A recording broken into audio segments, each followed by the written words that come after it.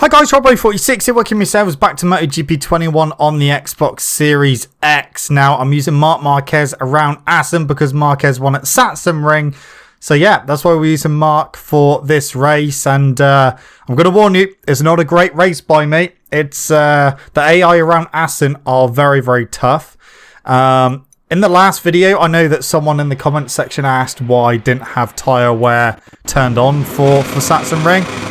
Well, you're about to find out because I had tyre wear on for Assen and I had the tyre that was suggested for the race, the medium rear, and within 6 laps it was already half worn down, and obviously there's 26 laps to do in this race, so that's why generally I tend to try and do these races with tyre wear turned off, because obviously the AI don't suffer from tyre wear, so you just, you know, fighting an uphill battle, so to speak. So yeah, although I've got it on for this one, I definitely won't be using it again because it's just ridiculous how quick the tyres wear out on this game. And like I said, it was even the suggested tyre, the medium tyre was well in temperature range to be used. But yeah, I did not have fun recording this one. It was a horrible race.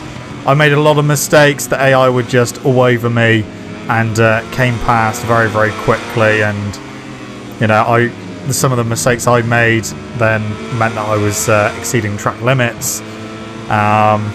But yeah, you can watch it unfold as we go through Assen MotoGP from yesterday, or today at time of recording, but yesterday at time of release of this video.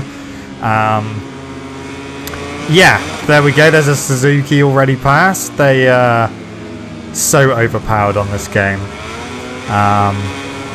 Yeah, anyway, let's get into it. So we're going to go through Moto3, Moto2 and MotoGP. We've got quite a lot to talk about in MotoGP before we even talk about the race, but we're going to start off with Moto3. It wasn't quite the race that we usually get for Moto3.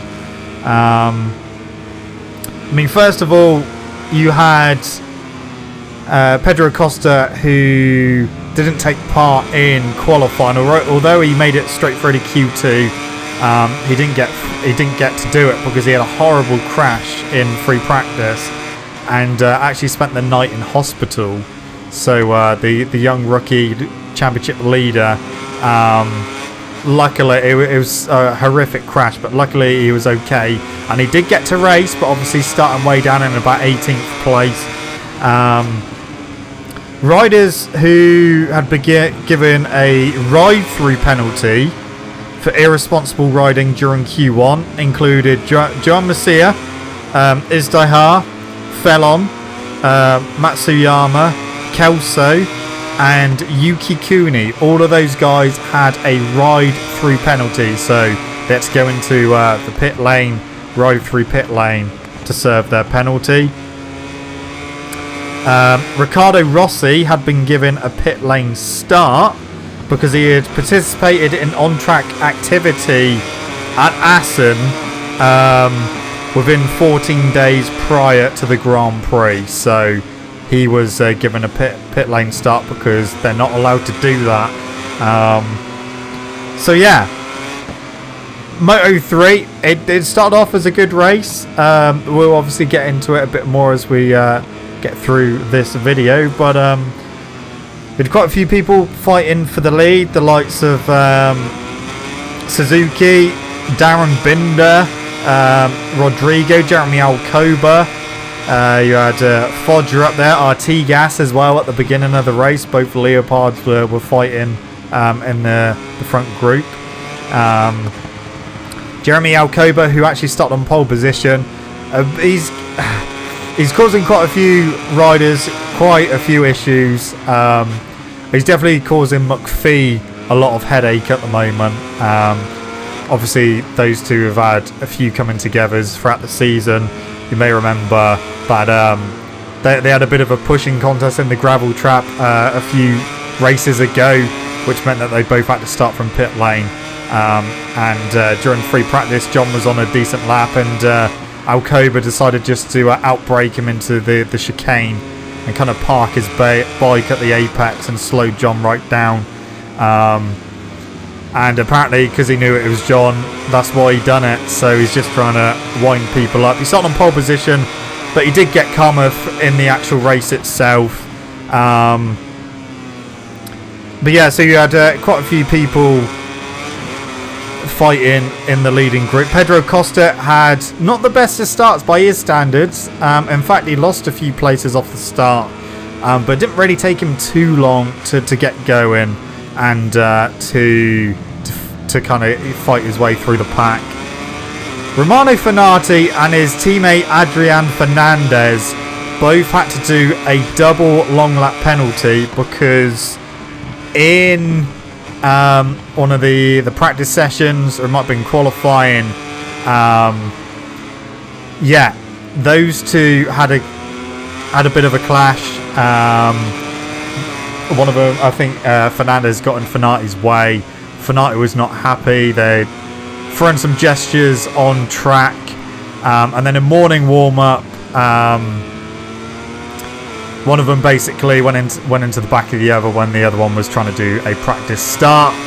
And then when they got back to the garage, they had a bit of a fight in the garage. So both of them were given a double long lap penalty for obviously unsportsmanlike behaviour. So Fenati got his out of the way pretty swiftly, and I was impressed actually because Fenati, he's not obviously, apart from in the Moto2 when he pulled the front brake lever of Stefano Manzi a few years ago.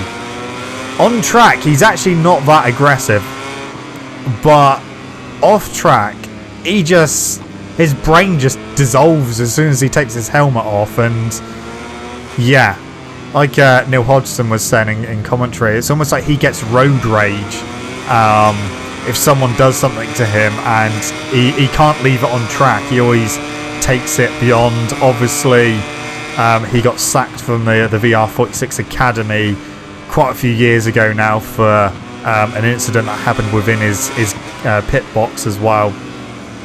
So, you know, we kind of thought that he'd calm down a bit, but obviously he hasn't.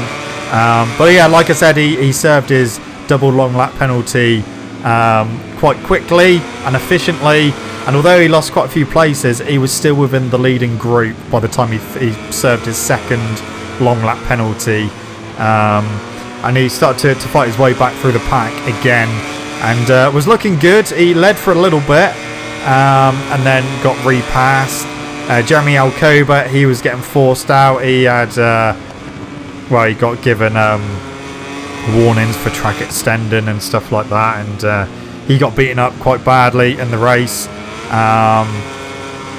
Teammate Gabriel Rodrigo was trying to push forward as well. You had Andrea Mignot, unfortunately, he crashed out. He had it coming together with another rider.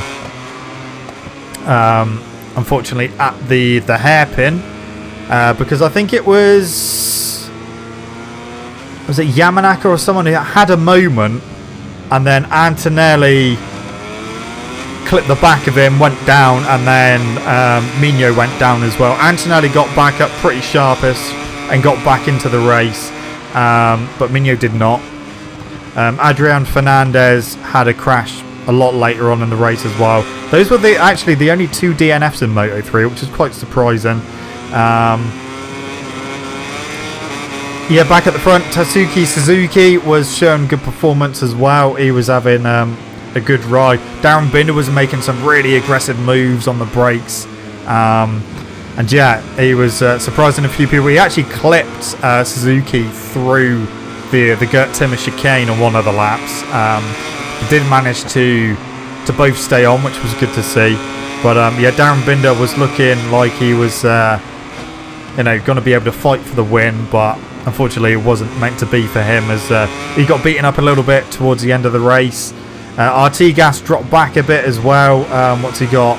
Overtaken by a few people. Pedro Costa managed to get his way into the front group and started to quite patiently and quite slowly pick people off one by one.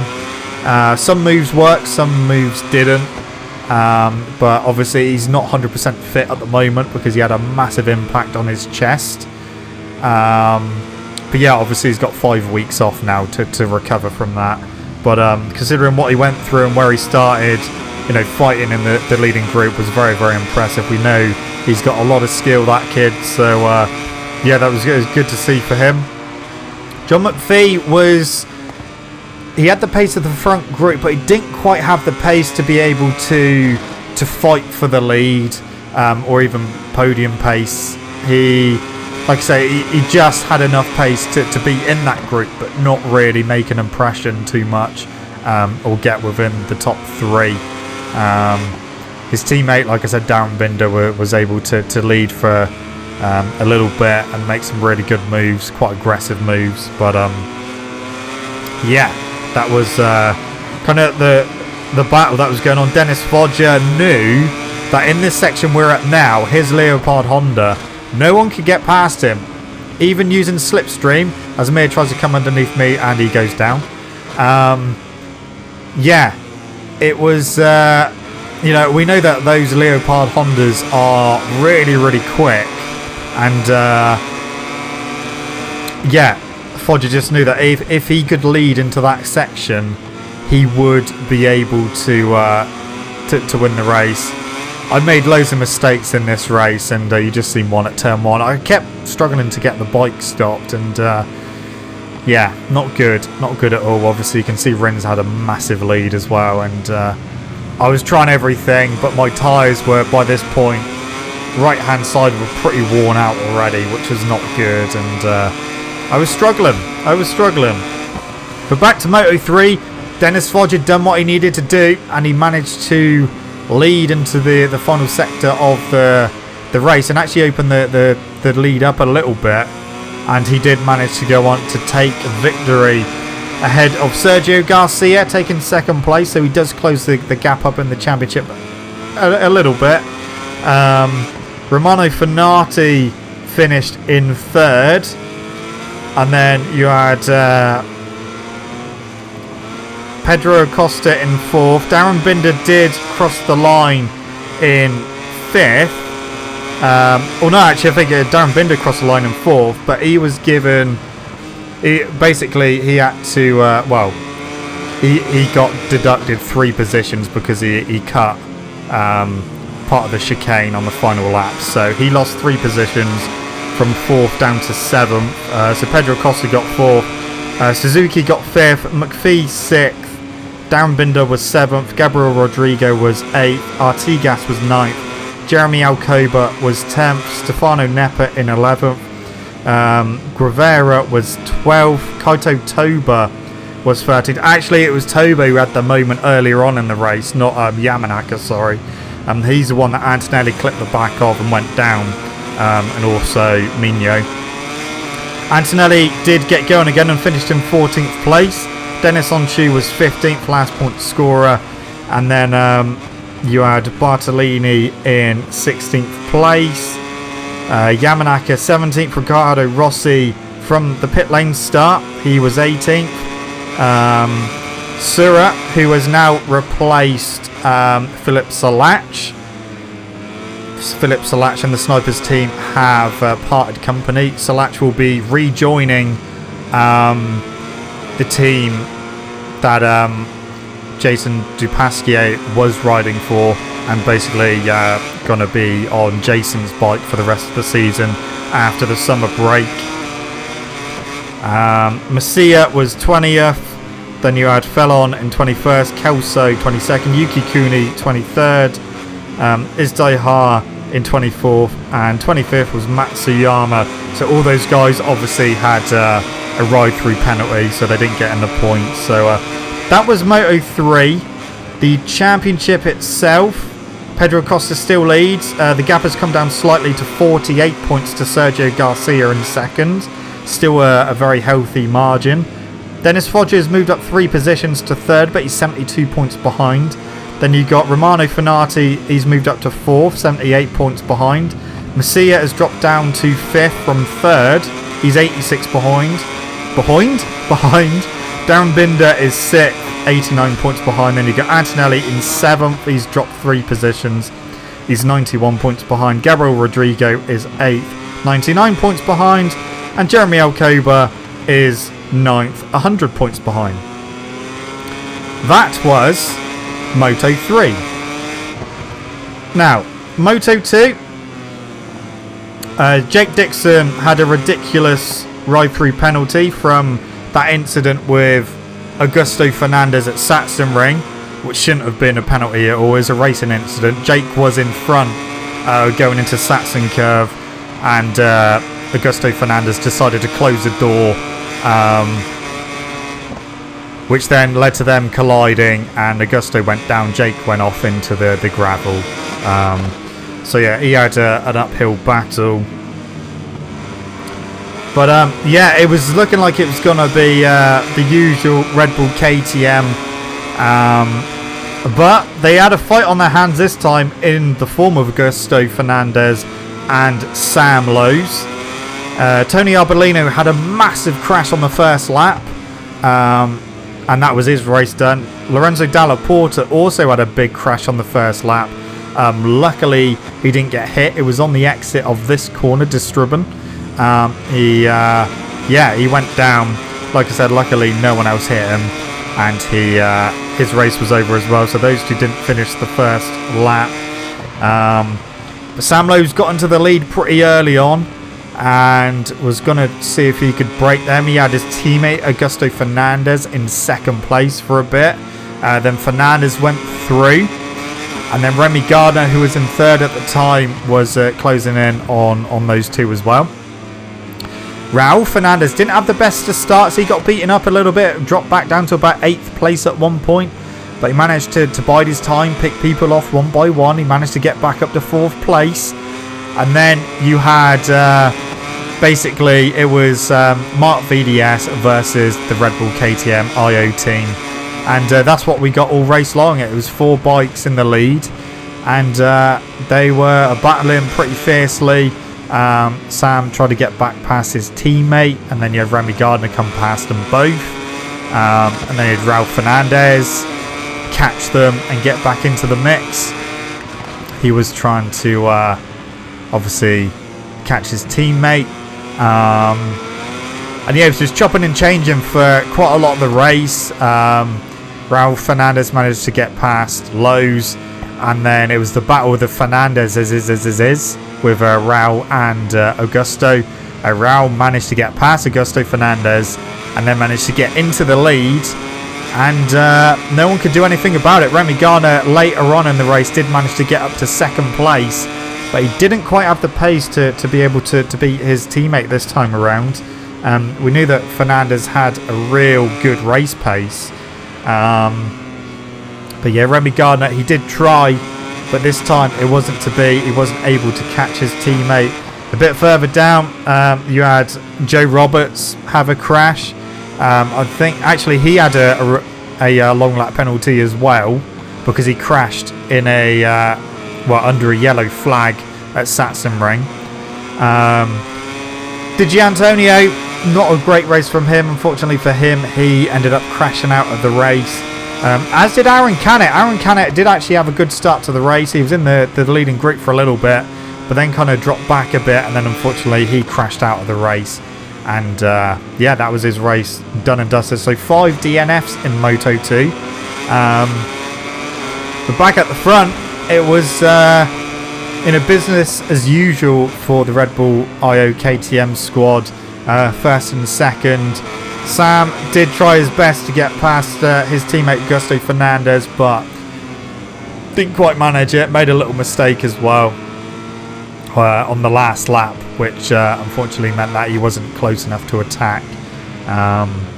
Marco Bozeki, who again had quite a bad start because he got caught up a little bit in Lorenzo Dalla Porta's crash on the first lap, and Bozeki had to shut off the throttle, and a few people came past, and when he did open the throttle again, he pulled a bit of a wheelie. So he did drop quite far back, but he did manage to fight his way back through the pack up to 5th place. Ayogura as well. Let's not forget Ayogura is also a rookie, and he was actually up to 3rd place at one point, but he did drop back a little bit. But again, another very solid race from Ay, and looking really, really good on a Moto2 machine. a bit further back again, you had Marcel Schrotter, Vietti, Chantra, Vieje, Navarro. They were all fighting amongst themselves. Ben Snyder, he was inside the top 10 to begin with, but he unfortunately had a long lap penalty for cutting the final chicane. There's a couple of them that had to do a long lap penalty for cutting the final chicane, with Ben Snyder being one of them. Obviously Bo's home race, but unfortunately not the dream that he wanted. But yeah, back at the front, Raul Fernandez managed to get his gap over, or his lead over 1 second. Remy Gardner was not able to close it down, so it did finish 1-2 for that team again. Raul Fernandez taking the win this time. Obviously crashed out at Sachsenring, but this time he takes the win. Remy Gardner second. Augusto Fernandez completed the podium in third, with Sam Lowes in fourth. Marco Bozeki was fifth. Ayagura was sixth. Jorge Navarro seventh. Xavi Vieje in eighth. Marcel Schrotter ninth. Vietti in 10th. Chantra was 11th. Albert Arenas 12th. Stefano Manzi 13th. Luti was 14th. Ben Snyder was 15th and the last point scorer. Hector Garzo was not racing due to having a positive COVID test, so he wasn't obviously able to race for obvious reasons. Cameron Bobier was 16th, just missed out on the points. Alonso Lopez was 17th, Jake Dixon 18th, Bulliger 19th, Marcos Ramirez was 20th, Simone Corsi 21st, Manuel Gonzalez was 22nd, Siren 23rd, and Barry Boltus was 24th. And that was Moto2 done. So the championship now closed up a little bit, but Remy Gardner still leads on 184 points. He still has a 31-point lead over his teammate Raul Fernandez in second. Marco Bozeki still third. He's 56 points behind. Sam Lowes in fourth. He's 85 points behind. Then you've got Digi Antonio in fifth. He's 111 points behind. Marcel Schrotter in sixth, 118 behind. Aaron Canet is seventh, 129 behind. Augusto Fernandez has launched himself up 4 places to 8th. He's 134 points behind. He's on exactly the same points as Xavi Vieje in 9th, who is also 134 points behind. They're on 50 points apiece. So that's Moto2. MotoGP. Oh boy. It's happening. It's all happening. Obviously, earlier on in the week, we had the confirmation that the VR46 team, Valentino Rossi's team, will have 2 bikes on the grid next season, and they will be running factory Ducatis. No news or no confirmation yet on who the second rider will be. The first rider will more than likely be Luca Marini, but they have not decided on a second rider. Rossi is very doubtful that it will be him, so this is very likely looking like it's going to be Rossi's final season. But we will talk about him a little bit later. Obviously, Mark, his worst qualifying ever in the Premier class. He started third from last. He had a massive high side during free practice, and he had another crash during qualifying when he was trying to get through Q1 to Q2. And he's basically saying that the electronics of the Honda, there's a bit of a glitch with them, and it's causing him to have massive high sides. They're almost like the old 500cc high sides, just they look horrendous. And he was definitely very battered and bruised and feeling a bit of pain. So yeah, he had a very poor qualifying result for him. But the biggest news from the weekend, Maverick Vinales, who you may remember at Sachsenring, had a very bad race. He dropped to the back of the standings on purpose because he was getting frustrated, stuck behind the Ducatis of Bastianini and Luca Marini because he couldn't overtake them. So he purposely dropped to the back of the field to prove to Yamaha that he could do fast lap times when he was by himself, but when he was behind someone he couldn't do it. He then obviously kind of had words to say about Yamaha after the race and basically saying that they were disrespecting him. Even though kind of like the other way around at the moment. And yeah, it kind of carried on throughout the week. And then earlier on race day, we found out that the rumour is, and it's looking like a very, very likely rumour, that Vinales is not going to honour his contract at Yamaha. Basically, he's signed for next year as well for Yamaha, but it's looking like he's going to break that. So he's going to do the rest of this season, and then he's going to try and move to Aprilia for next season, which is a bit bizarre when you're moving from a race-winning bike over to a bike that's never been on the podium, never been in the top 5. I think Aprilia's best result is 6th place. So I don't know whether he thinks he's the missing link that Aprilia need, or what, I do not know. It's a bit of a bizarre one, but whether he thinks Aprilia are going to listen to him, I very much doubt that, because as we've seen, many, many riders go to Aprilia in the past, and they never listen to the riders, so who knows what is going to be happening there. But if he does go there, you can bet your bottom dollar he's going to be even more frustrated there than what he is at Yamaha. But yeah, it's not looking good, especially considering his teammate is, you know, he's won quite a few races this season. I mean, Vinales has won a race this season as well. His teammate's leading the championship. But it's just bizarre. I mean, one of the managers of Aprilia did tweet to say that it's 90 to 95% confirmed that Vinales will be there next season. Obviously, it's not 100%, but when they spoke to the team principal of Yamaha, they were not denying the rumours. Usually, if there's a rumour, that they will be quick to say that's not happening. He will be staying for next year, but they didn't. They didn't really want to talk about it, and yeah, there's a little bit of Vinales throwing his toys at the pram a bit. But yeah, who knows what's going to happen? And obviously, with Rossi looking very, very unlikely that he's going to be riding full stop next season, there's 2 Yamaha seats available. So you got one in the factory team and one in the Petronas team.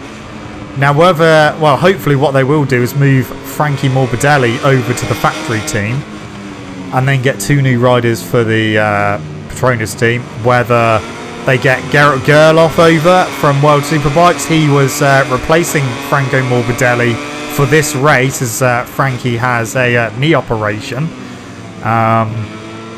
Gerrit Gerloff, fair play to him, he didn't do too bad. So whether they give him the ride, I know that they are looking at the other Americans, the likes of Joe Roberts and Cameron Beaubier, to move up. There was talks of Jake Dixon moving up potentially with that team as well. So there are some names being obviously knocked about. There's obviously, if Vinales does go to Aprilia, then Dovizioso definitely won't be riding for them next season, even though Aprilia kind of want him to, and he wants to. But then maybe he will try and get a Yamaha seat and go back to Yamaha. Obviously, he has raced for them in the past at Tech Trois. But yeah, silly season has started, and we don't really know anything concrete at the moment, other than Vinales is not a happy camper with Yamaha. But anyway, back to the actual race itself. Yeah, you had Vinales start on pole and Fabio start alongside him with Zarco on the front row as well. Zarco done his best to get into the lead as soon as he could, but Quartararo, as I get a long lap penalty now, and I struggle with this because the camera changes when you go into the long lap. It doesn't need to change. It's really off-putting when you go into the long lap loop as you will see as we come up to it. I think, well, we'll do it now and get it out of the way. And then camera changes, and then it just really puts you off. So I had to do it again. So we've already lost loads of positions, and we're going to lose even more. But yeah, back to the actual MotoGP race.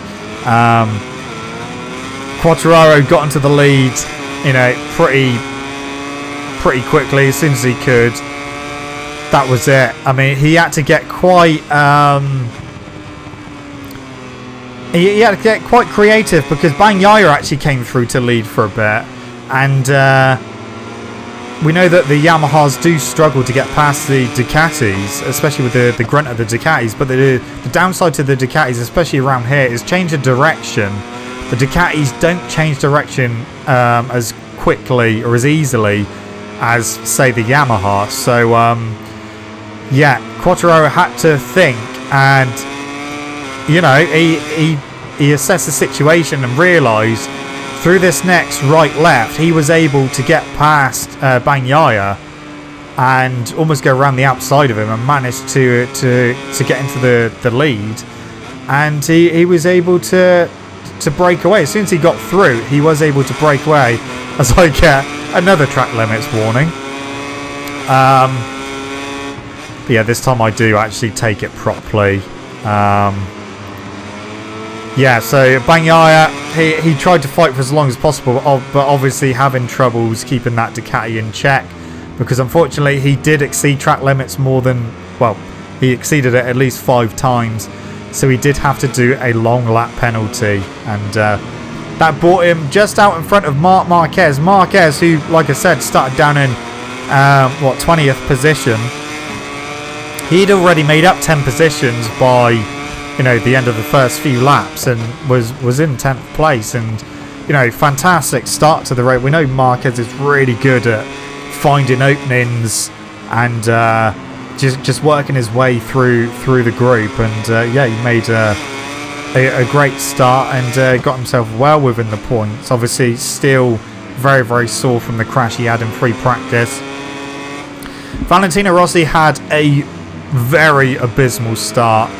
He qualified 12th, he got straight through to Q2, but, you know, didn't really do anything more than that.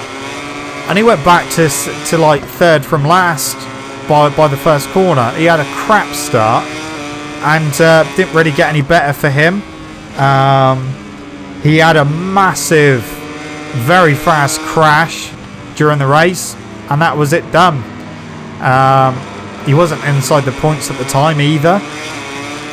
So yeah, just going from bad to worse at the moment. And you know, when they showed him after the crash, he was just knelt on the floor, and just, you know, you could kind of see him thinking, why am I doing this still? So I think we will get an announcement from Rossi sooner rather than later about his future. Jorge Martin was back, but unfortunately he ended up retiring out of the race. Jack Miller, he had a crash out of the hairpin towards the end of the race, and unfortunately he went down and wasn't able to remount and get going again. And Iker Lecuona, who was inside the top 10 and looking really strong around here, he actually, during qualifying, he actually passed Marquez, who was also on a flying lap, but Iker was on an even quicker lap. And, you know, we've seen Marquez do it plenty of times in the past, you know, just do a move on someone if he was on a quick lap. But Iker done it to Marquez, and, you know, had a really good start to the race. But unfortunately, coming out the Gert Timmer chicane, or actually going into the Gert Timmer chicane, he tucked the front, and down he went. His bike was in the middle of the grid, the middle of the track, sorry.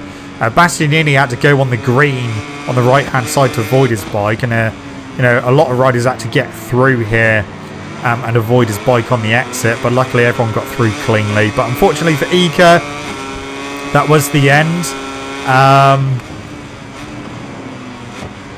Yeah, it's Tech 3 KTM not doing great at the moment. Obviously their rides are in jeopardy as well. Whether they do get Raul Fernandez to move up, as well as Remy Gardner next season.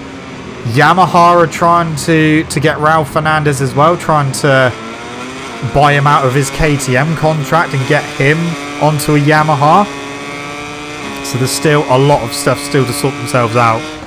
But if Fernandez does stay in Moto2, which is what he says he wants to do, then, you know, Petrucci and Ika are basically fighting for the remaining bike on the grid at Tech 3 KTM. But yeah, like I said, once Quartararo got into the lead, that was it. He just pulled away and managed to manage the race really, really well. John Mir, he was having a better race. He was looking pretty good. Made some quite tight moves on some of the other riders. There was an incident between Zarco and Alex Rins. It was a bit of a harsh move, but it was still, you know, clean enough to be more of a racing incident than anything. Zarco shoved up the inside of Rins.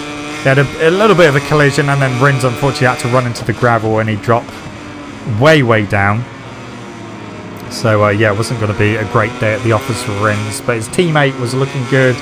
Vinales was struggling to get past Zarco.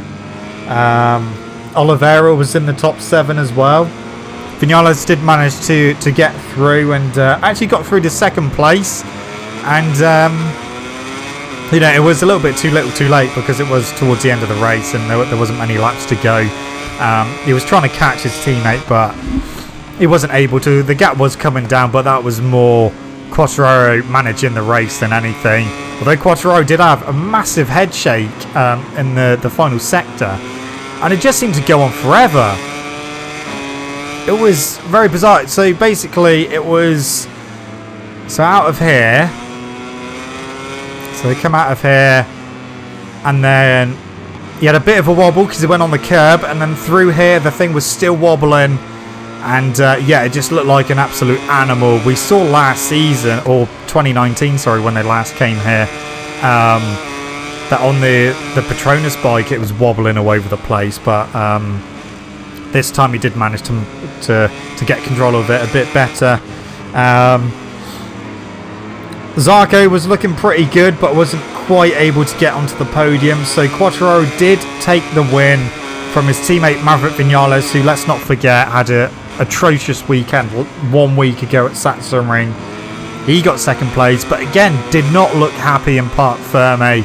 During the race you could see him shaking his head, and yeah, when they were interviewing him he wasn't smiling or anything, and just, you know, he got second place, which, yeah, he may have expected to win because he did have the pace to be able to win, but, you know, your teammate can think up of ways to get past people. It's almost like Vinales doesn't quite have the same sort of instinct that Fabio has in terms of overtaking.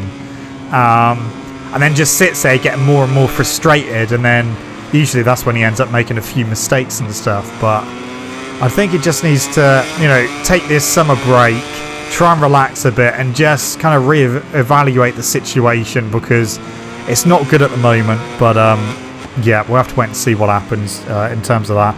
John Mir did get the final podium position in 3rd, so Mir back on the podium. Zarco did claim 4th place ahead of Miguel Oliveira in 5th. Bagnaia, despite having to do a long lap penalty, he did finish in 6th place. Marc Marquez was 7th. Someone I have forgotten to mention was Taka Nakagami got up to 3rd at one point.